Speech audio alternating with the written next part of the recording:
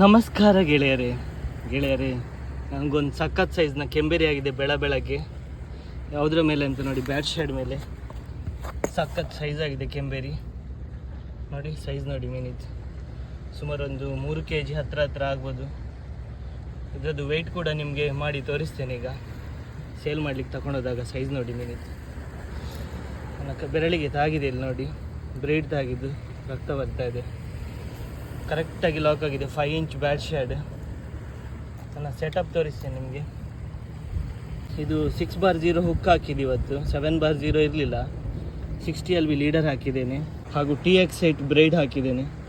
ನನ್ನ favourite motor ಶಿಮಾನೋ ಸ್ಟ್ರಾಡಿಕ್ C5000 XG, ಹಾಗೂ Phantom snapper rod.